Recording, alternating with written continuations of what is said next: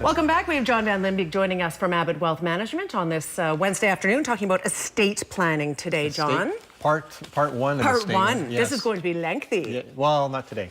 No, yeah, just but it's, part one today. No, I mean, I talked about it at the end of August, and I thought it was a good discussion point for the fall. It's kind of a quiet time for people, and it's nice just to kind of review what the multitude of financial planning aspects are. And one of them is estate planning, or how to look after yourself and your family and the next generation kind of thing, or multiple generations for that matter. Absolutely. We have a few graphics to refer to, so we'll get going on those. I thought I'd put a couple interesting facts out.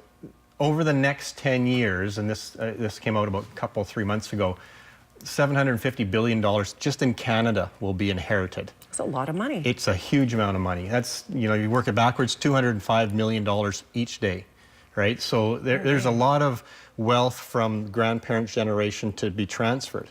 That doesn't surprise so much, but the surprising part of it is that there's almost 12 million people in Canada without a will. So about 40% of Canadians, and the number doesn't change much depending where you go. US, Australia, Europe, it's that same 40%-ish that do not have a will. And if you don't have a will, the government gets its hand in your pocket more. It has more of a say. There's more cost to administer. It's more cost, or maybe less tax efficient, or less efficient for the estate itself.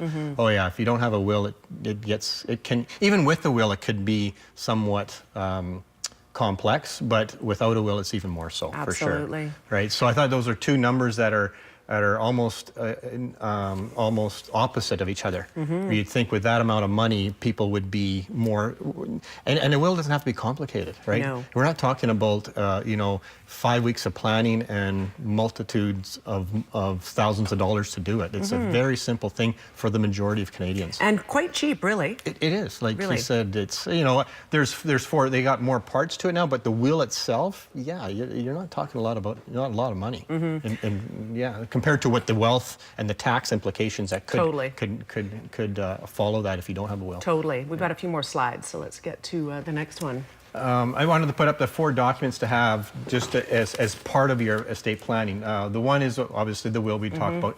Power of attorney. I'll talk more about those in future segments. Enduring power of attorney and a health representation, or a representation agreement for health and personal care. And a lot of people don't know about those 4. And really, it's just the change that happened in 14 in BC.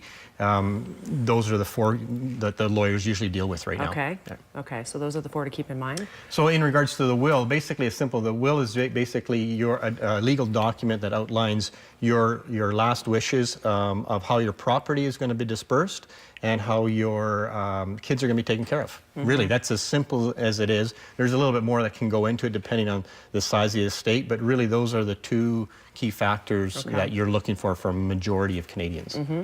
And then the last part there is just saying, so when you talk about a will, talk to, changes have been happened or occurred 3 years ago. Talk to your lawyer about at least looking at it.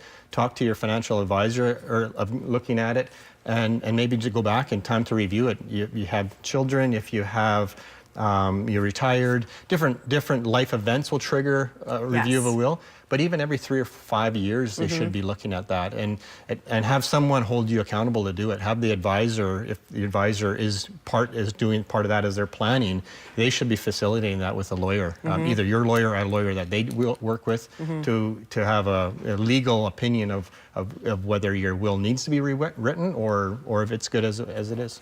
And another thing to think about is the executor. If as you're getting older, you might have the parent as an executor, but perhaps you should shift that to another generation down. Yeah, and that's all part of the will. Didn't go into that, the executors and who's going to be the guardians of the children and stuff like that. But you need that expert advice, that legal advice. Absolutely. Things change so quickly, and what you did 20 years ago probably is not going to be necessarily the best for your family now. Yes. And have those discussions sooner. Like Bro talked about having them after you're gone.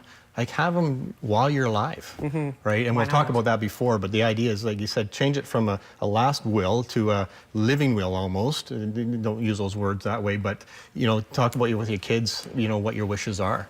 and they stuff know. like that. Yeah. So today was part one. We wrapped that up. How many parts to this? Well, we're just going to talk. I want to go into what the power of attorney is. What there's a difference between a will, enduring power of attorney, and the the representation agreement. Not too many people know about that last one. Okay. And it's something that you need to talk about absolutely with your lawyer. Awesome. So we're going to be doing a little bit more on this as we over go the near along. future. You betcha. All right. Thank you, John Van Limbeek, for being here. Thank you. If you have any questions about your estate and some of the details that are included in that, because there are a few, information on the screen with Abbott Wealth, you can also contact them by phone 372-3736. We'll be back in 2 minutes.